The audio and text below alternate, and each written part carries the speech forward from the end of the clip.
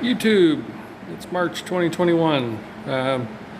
Figured I'd make a little video here on the Branson. This is the 1905H model, and this is the early one that didn't come with the quick attach in the front.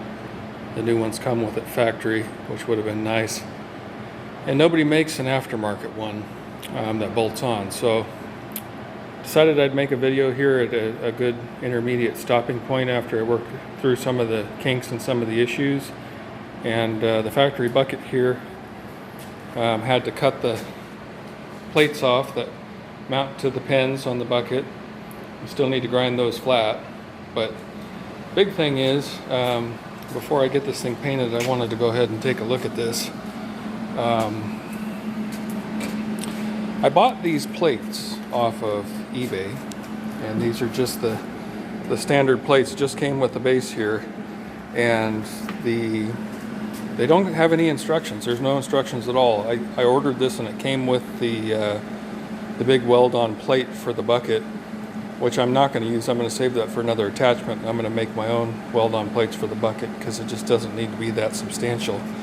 But I used that as a template, and I laid these down, the brackets with the actual pins and the quick attach stuff here. I laid those down inside the bucket, and I looked up what BobCat's J spec, what the universal industry spec is on the width of the pins, because then at least it fits the BobCat stuff directly, and it'll fit every other attachment universal plate without any issues.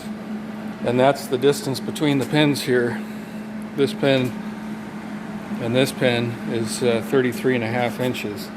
And so I used that Weld-on attachment plate and shimmied these into place and lightly locked them in and set the pins down on it so that it held it in place as I made all my other bracketry. And I didn't have a jig, if you will. I use that as my jig, and I wouldn't suggest trying to do this without having the plate or some kind of jig to hold it, or you're going to end up cattywampus when you're all done. And so there was no directions. There's no YouTube videos where anybody's really sat down and built one of these. And so the issue is you're trying to keep the distance close to the factory pins so you don't end up with more leverage and losing what already is short on lifting capacity as it is. And so, you know, from here to the top here is that's an extra 4 inches of distance, and so it acts like a lever arm, which lowers the ability to lift. Plus, this contraption itself for the whole bracketry weighs about 75 pounds, so you've got that much more torque at that distance, which directly takes away from, probably lose about 100 pounds of lifting capacity inside the bucket, which isn't too bad if you have some ballast on the back, because the breakout at the pins, this already is rated, I think, at 650 pounds at the pins as a rated lift capacity, and the breakout's about 1,200 pounds. So I imagine you can probably, if you had some ballast in the back or a box scraper or something, you can probably still lift the 650 pounds at the pins. With that said, I used some material that I had. This is box tube. It's about 150 wall, 2 inches wide by 4 inches tall, and that 4 inches here gives you enough of a gap to still access, because once you weld this together, you don't have access to this componentry on your motions in here. And I've seen some of them where you can get away with 3 inches in here, but you're never going to access this, especially if you set it up where you have a stopping plate on the back here, and there's a natural cutaway, and I tried to line this up where the natural cutaway comes and stops, and it also, when you come down to the bottom, locks itself in against that box too, so it's got a good mechanical lock and it's not going to just pop free. And I tried to make this accessible where I can still get to things to take them apart and grease it, and I can still get in here with a shortened Allen or a snub nose Allen and take that apart and make everything serviceable. So I used the 2x4 box tube on the sides, welded it across the top, used 1/4 inch plate here, and once I got the main fixture together, I cut the brackets off of the bucket and I shimmied this all up with just the plates here. I had to bolt these brackets back on the tractor, shimmied this up to the tractor, lifted it up to where the factory pin heights was, and welded these, tack welded them on and took it back off and welded it. And you probably don't have to weld them like I did, but I did this with my small Hobart here, and I just welded it on 4, which is the max, and I'm running CO2 gas on this, so it penetrates pretty well for a small welder, but this is 1/4 inch, and it's pretty much the max on this little welder can do. So long and the short, wasn't too bad to do, takes some time, not too hard to get together. I'll show another follow-up video, probably attach it to this one, and have it all painted up and back on the tractor with the other brackets. But just wanted to share this so that maybe if somebody else out there would like to do this, you know. And I fully welded the box tube up before I set it down on there to be welded.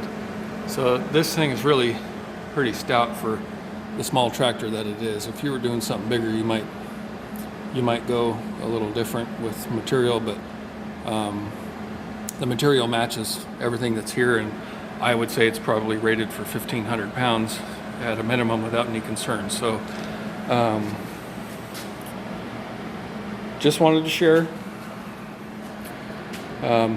Totally doable, but looking at these plates online, you know, they don't give you any directions at all with it.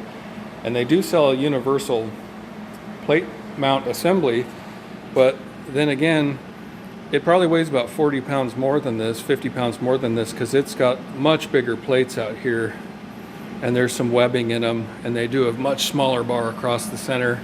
And then you're still going to have to cut these off of the bucket and weld them on here, which this was probably the most tedious part of the whole process.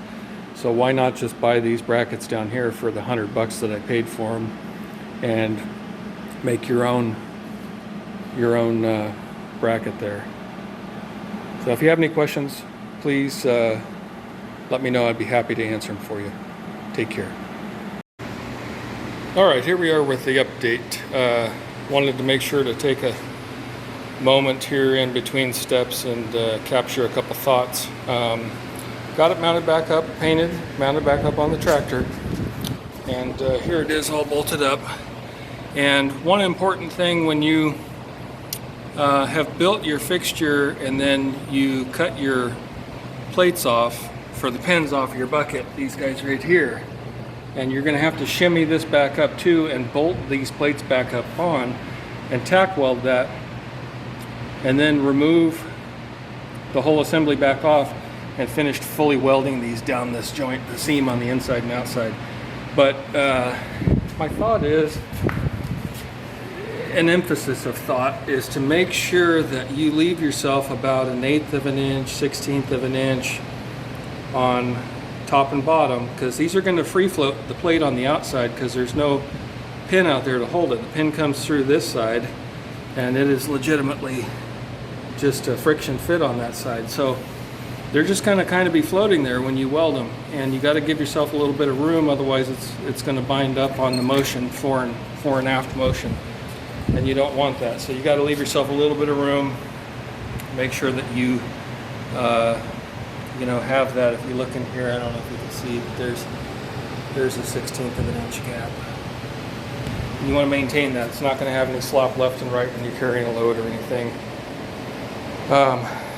That's really the only thought that I wanted to capture at this point. It came out pretty good.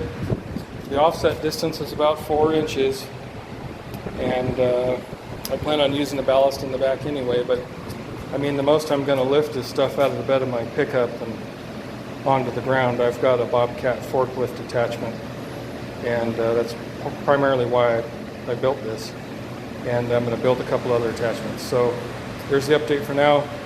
I got to finish grinding smooth the bucket so that I can make the adapter plates to fix it to the BobTach.